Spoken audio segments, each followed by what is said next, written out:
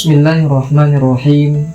Alhamdulillahirabbil alamin wa afdhalus salati wa atamut taslimi ala sayyidina wa nabiyyina maulana Muhammadin wa ala alihi wa sahbihi ajma'in. Amma ba'd.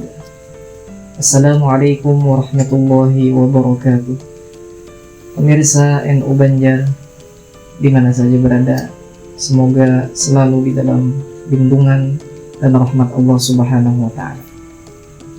Alhamdulillah, kita bersyukur kepada Allah Subhanahu wa taala hingga hari ini kita masih diberikan kesempatan umur untuk menemui bulan Ramadan. Bulan yang penuh dengan rahmat, bulan yang penuh dengan maghfirah, bulan di mana Allah Subhanahu wa taala begitu banyak memerdekakan hamba-hambanya dari api neraka. Pemirsa yang dirahmati Allah Subhanahu wa taala, puasa adalah sebuah ibadah.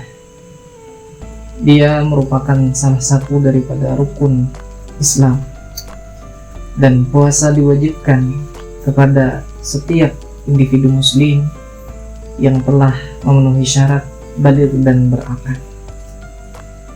Kemudian ada pertanyaan, bagaimana puasanya orang yang musafir atau orang yang melakukan perjalanan keluar kota?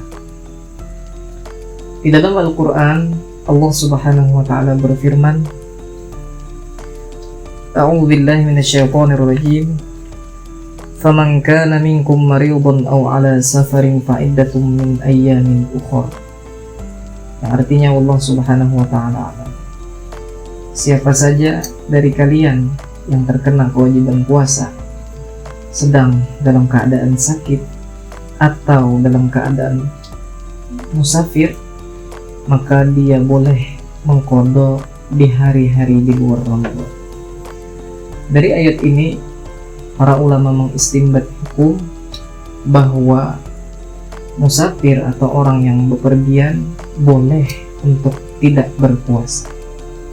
Namun perlu diperhatikan, kebanyakan kita hanya tahu bahwa musafir itu boleh tidak berpuasa.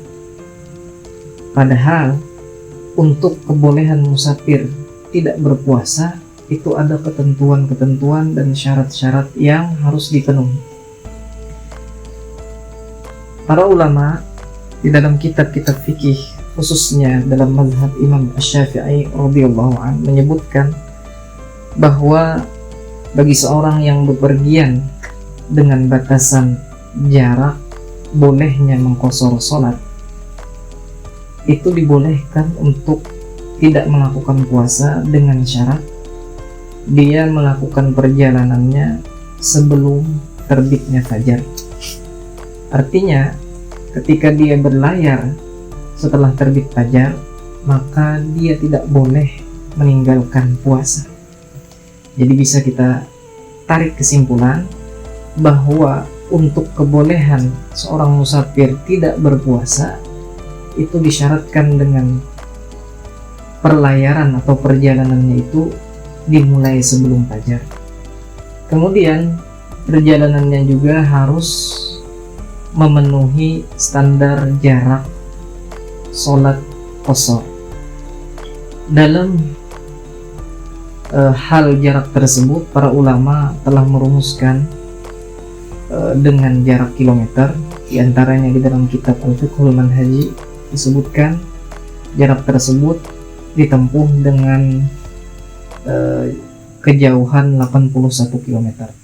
Artinya ketika seseorang telah melakukan musafir atau dia ingin musafir dengan jarak lebih dari 81 km, maka dia boleh untuk meninggalkan puasa dengan syarat dia bepergian atau berlayarnya sebelum azan subuh atau sebelum fajar. Meski demikian, bagi seorang musafir yang mampu untuk berpuasa ketika dalam perlayarannya, lebih afdol dan lebih utamanya bagi dia adalah untuk tetap berpuasa.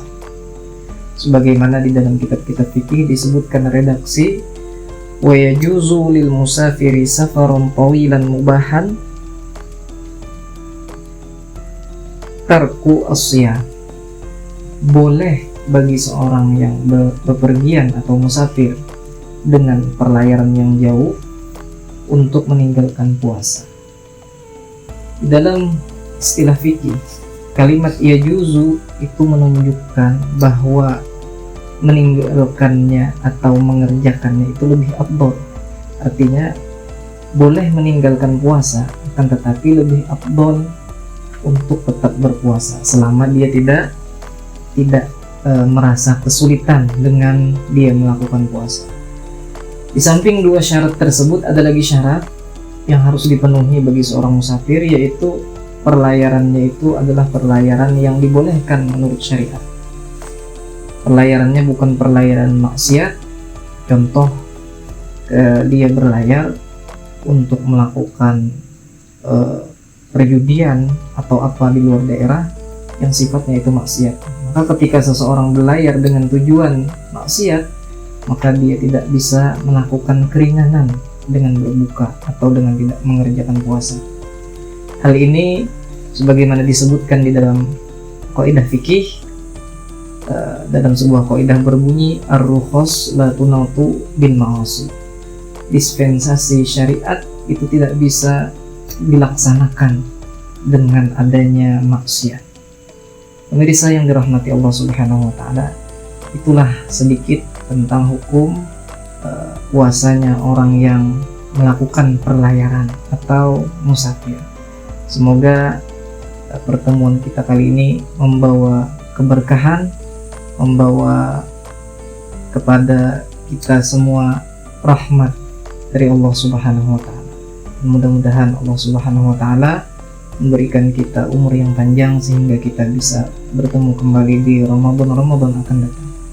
Wabillahi taufiq wal hidayah. Allahul muwaffiq ila aqwamit thoriq. Assalamualaikum warahmatullahi wabarakatuh.